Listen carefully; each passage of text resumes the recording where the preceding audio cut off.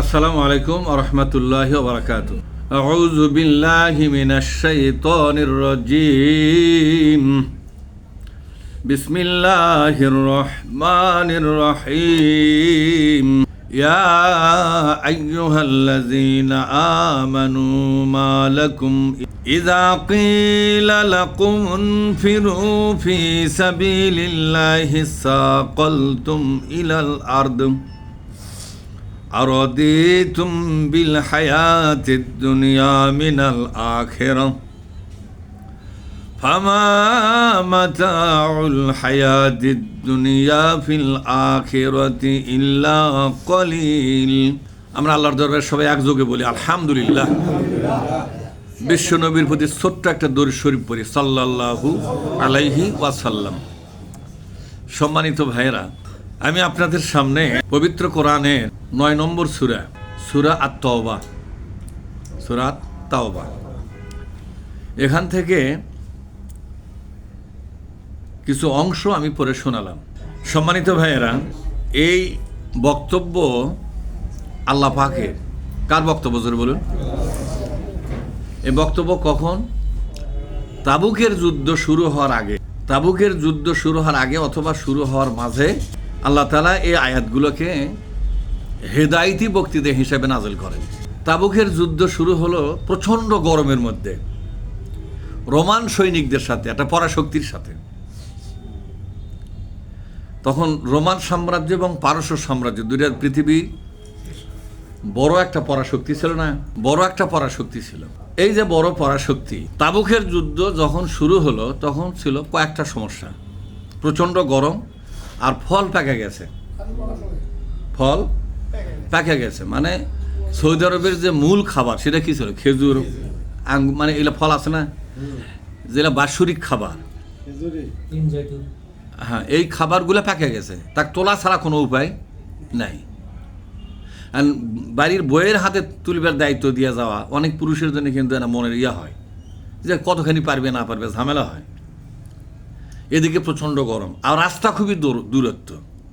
মদিনার থেকে তাবুকের ওই জায়গাটা প্রায় বলা যায় কত, 150-200 মাইল দূরে। তাহলে এটা তো বেশ বিশাল একটা ব্যাপার।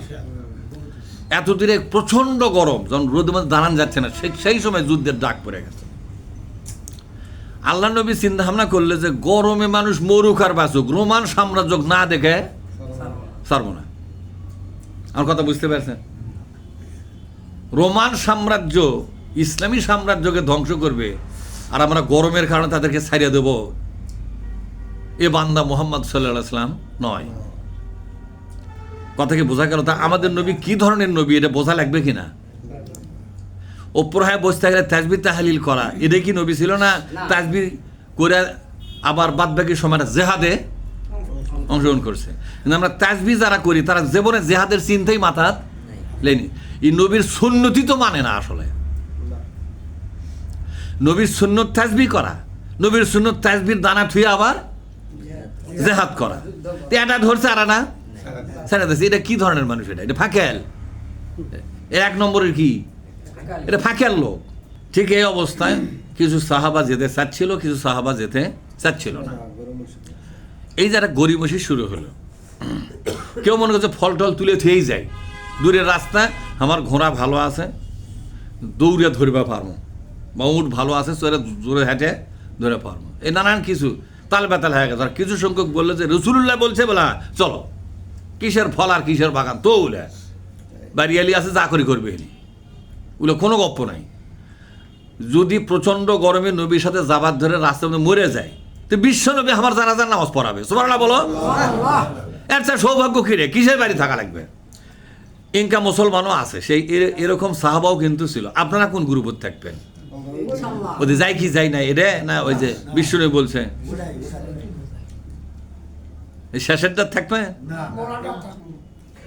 ওই জীবন যাই যাক আলহামদুলিল্লাহ, ভালো সাহস থাকবে। সবাই কোন গ্রুপে থাকবেন? আচ্ছা, আল্লাহ বলছেন ইয়া আইয়ুহাল্লাযীনা আমানু, হে বিশ্বাসীগণ, যারা আল্লাহকে রব হিসাবে মেনে নিয়া ইমানদারের দাবি করো, বিশ্ব নবীকে তোমাদের নেতা বলে মেনে নিয়া, বিশ্ব নবীকে নিজের জীবনের আদর্শ মেনে নিয়া নিজেকে ইমানদার দাবি করো, কোরআনকে জীবন ব্যবস্থা হিসাবে বিশ্বাস করে, এ কোরআনকে জীবন ব্যবস্থা হিসেবে কবুল করে তোমরা ইমানদার হিসেবে নিজেকে দাবি করো। আমরা কি তাই করিনি? আল্লাহ আমাদের কি রব? আল্লাহ আমাদের রব, আর কোরআন আমাদের জীবন, আর বিশ্বনবী আমাদের সর্বকালের নেতা, নাকি ওই এক কালের হয়েছে আর এক কালের হবে না? বিশ্বনবী হচ্ছেন বিশ্ববাসীর জন্য সর্বকালের সার্বজনীন বিশ্বজনীন নেতা। সোমানা বলবেন না? হ্যাঁ, তাকে মেনে চলা সকলের জন্য ফরজ না নফল? আল্লাহ পাক বলছেন আমার নবীকে নেতা বলে কবুল করেছ, এই জন্যই তো তুমি মুমিন। এই তো আমাকে রব বলে মেনে নিয়েছো, এই জন্যই তুমি মুমিন। আমার কোরআনটাকে যেমন ব্যবস্থা হিসেবে কবুল করেছো, এই জন্যই তুমি মুমিন। আর তোমরা যারা মুমিন, তোমাদেরকে বলছি মা লাকুম, তোমাদের হলোটা কি? কি হলো তোমাদের? তাবুকের জিহাদের ডাক দিছে বিশ্বনবী, এখানে এত গরিমসি কেন? এত তালবাহানা কেন? এত অজুহাত কেন? এত অজুহাত দিচ্ছ, আমার এটা সমস্যা, আমার ওটার সমস্যা, কেন এই অজুহাতগুলো দাও? তাই বলছে মা লাকুম, এত অজুহাত দেওয়ার কারণটা কি? কৈফিয়ত তলব করতেছে কে? এটা হলো শোকস করা। কি করা? মা লাকুম শব্দের অর্থ হলো শোকস করা, জবাবদিহি চাচ্ছে। যারা জেহাদের ডাক দেওয়ার পরে দুনিয়ার বিভিন্ন ঝুট ঝামেলাকে সামনে নিয়ে অজুহাত পেশ করে, তাদেরকে শোকস করতেছে কে? তাহলে কোরআন শরীফের মধ্যে শোকস করা আছে নাকি? আজকে শুনলেন যে শোকস আছে, আছে না শোকস? এটা শোকস, কারণ দর্শাও নোটিশ, কারণ দর্শানো নোটিশ জারি করছেন কে? এই নোটিশ 1400 বছর আগে জারি করছিল ওই একদল সাহাবাদেরকে কেন্দ্র করে। সাহাবারা মারা গেছে, নোটিশটা কিন্তু এখনো। তাহলে এই নোটিশটা এখন কার জন্যে? আপনাদের জন্যে? ভালো করে বুঝা কথা কন। এখন এই নোটিশটা কার্যকর কার উপর হবে? এখন কিছু লোক যদি বলে এটা একটা ইতিহাস, বারে এটা একটা ঘটনা আল্লাহ শোনাচ্ছে, শুনলাম, কিন্তু আমাদের জন্য এই নোটিশটা লয়, বলে কিনা? আল্লাহ পাক বলছেন ওদের সামনে যখন আমার কোরআনটাকে সুন্দর করে বুঝে দেওয়া হয়, ওরা তখন বলে আসাতিরুল আউয়ালিন, বলেন আসাতিরুল আউয়ালিন, এটা শুধুমাত্র পূর্ব জামানার কিছু মানুষের ঘটনা বলি, এগুলো আমাদের পালনীয় বিষয় নয়। নাউজুবিল্লাহ। আল্লাহ পাক বলেন নবীজি, যারা আমার কোরআন শোনার পরে যারা বলবে এ কোরআনের এই ঘটনাগুলো, এই নোটিশগুলো, এই শোকসগুলো এটা আমাদের জন্য নয়, পূর্ব জামানার কিছু মানুষের উপরে আল্লাহ করেছিলেন, এটা হায়া গেছে, মিটা গেছে, এটা আমাদের শুধু জানার ব্যাপার, এটা মানার ব্যাপার নয়।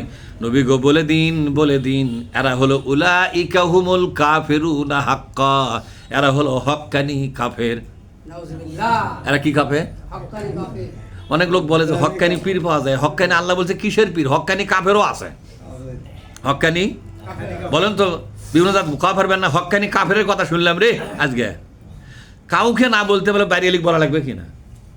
যে আল্লাহর নোটিশকে যদি আমরা এরকম মনে করি এই নোটিশটা আমাদের জন্য নয়, আমরা শুধু জানবো কিন্তু মানার দায়িত্ব আমাদের নয়। নোটিশটা তো ওই সাহাবাদেরকে নিয়ে আল্লাহ নাজিল করছিল, সেই সাহাবারা তো মরে গেছে, ওই ইতিহাসটা এখন ইতিহাস হিসাবে আছে, এটা বলি ইতিহাস হিসাবে আছে, এটা একটা ইতিহাস, এটা আমাদের মানার বিষয়বস্তু নয়। এই কথা যারা বলে আল্লাহ বলছে এরা হলো খাঁটি কাফের, সলিড কাফের। নাউজুবিল্লাহ বলবেন না?